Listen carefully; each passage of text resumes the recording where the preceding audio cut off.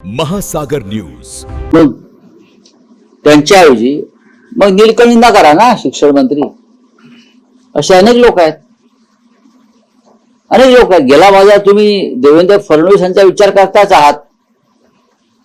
योग्य व्यक्ती आहे देवेंद्र फडणवीस आणि त्यांनाच केलं जाईल, मी ठामपणे सांगतोय। ते किती नाही म्हणाले तरी ते शिक्षण मंत्री आहेत पुढे।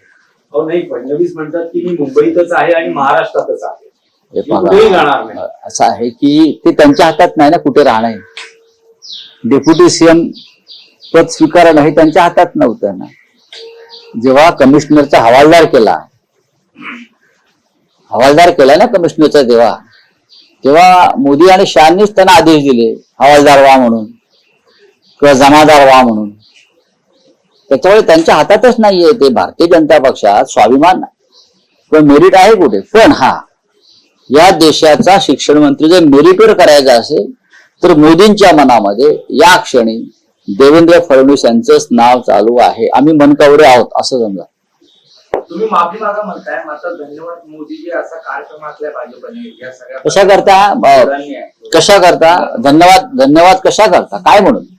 नाही काय असं केलं की कुठला ऐतिहासिक निर्णय आहे?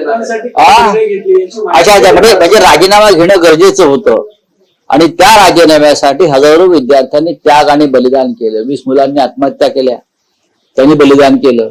शेकडो मुलींचा विनयभंग झाला जंतर मंतरला, शेकडो मुलांची डोकी फुटली, मुलींची डोकी फुटली, उपोषण करावं लागलं सगळ्यांना। याच्याबद्दल ते धन्यवाद म्हणतात, त्याच्याबद्दल मी त्यांना धन्यवाद म्हणतो।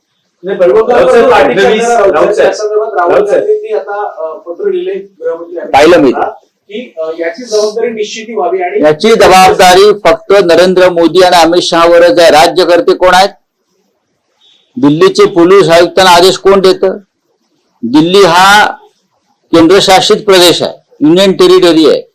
तिथे फक्त केंद्र सरकारच्या गृह खात्याचाच हुकूम चालतो, बाकी कोणाचा नाही। पण फडणवीस असं म्हणतात की उद्धव ठाकरेंना डायलॉग बाजी चांगली जमते, उत्तम आहे। पण त्यांच्या मोदीला काय जमतं? काही परिणाम मोदींना काय? मोदींच्या डायलॉग बाजीचा किती परिणाम झाला? मोदी हे मोठे स्क्रिप्ट रायटर, म्हणजे मोदीला स्वतःचं स्क्रिप्ट पण तयार करता येत नाही। त्यांचं स्क्रिप्ट टेलिप्रॉम्प्टरवर येतं, त्याला मोबाईल पण पकडता येत नाही। त्या मुलांनी दाखवलं जंतर मंतरवरती सगळं त्यांची काय धोतर सोडलेलं आहे, हा ते नाडा सोडलेला आहे, ते मुलांनी सगळं दाखवलं। लहान मुलांनी आम्हाला डायलॉग बाजी जमते। पुढे बोला, आम्ही सुशिक्षित लोक आहोत, आम्ही एक वृत्तपत्र चालवतो, आम्ही एक साप्ताहिक चालवतो, व्यंगचित्र। तुम्ही काय करताय? कधी हातात विद्यार्थ्यांनी त्यांना एक जल्लोष किंवा आनंद साजरा करण्याची संधी दिली असंही ते म्हणतात। हो, पण आम्ही सुद्धा मुलांना न्याय दिला ना। जल्लोष मुलंही करतात, आम्ही करतोय। तुम्ही मुलांची डोकी फोडली, तुम्ही मुलींचे कपडे फाडलेत। संस्कारातला फरक आहे त्यांच्यातल्या आणि आमच्यात। तुम्ही मुलींचे कपडे फाडलेत भर रस्त्यावर, वस्त्रहरण, द्रौपदीचं, बहिणींचं, लाडक्या बहिणींचं। तुम्ही मुलांची डोकी फोडली, तुम्ही मुलांचं अन्न पाणी बंद केलं, बरोबर? तुम्ही मुलांना तुरुंगात टाकलं। आम्ही मुलांच्या बरोबर जल्लोषात सामील झालो। ही मुलं तुम्हाला जल्लोषात सामील करून घेतील का? नाही, अजिबात नाही। जाऊन बघा जंतर मंतरला अजून काय चाललंय ते। विजयोत्सव किंवा जल्लोष साजरा झाला, बेगानी शादी में अब्दुल्ला दिवान। ठीक आहे, आम्ही बेगाने शादी मधले अब्दुल्ले असू, तुम्ही कुठे आहात? तुमचा संबंध काय? तुमच्या दाढीला जंतर मंतरच्या पोळाने आग लावली, दाढी अजून जळते, तुमची धूर येतोय बघा, धूर वरून पण येतोय, खालून पण येतोय। गप्प राहा जरा, आता फार बेअब्रू झाली आहे तुमची। आम्ही पहिल्या दिवसापासून या आंदोलनामध्ये आहोत मिस्टर मिंदे, तुम्ही कुठे आहात? आता आमचं नेक्स्ट जे आहे, काल शिवाजी पार्कला झालं, आता यापुढे पुढला मुक्काम ठाण्यात आहे आमचा।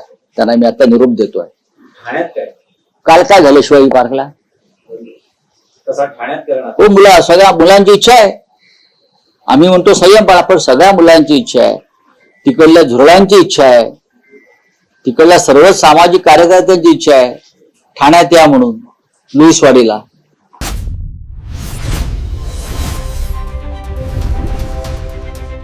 महासागर न्यूज।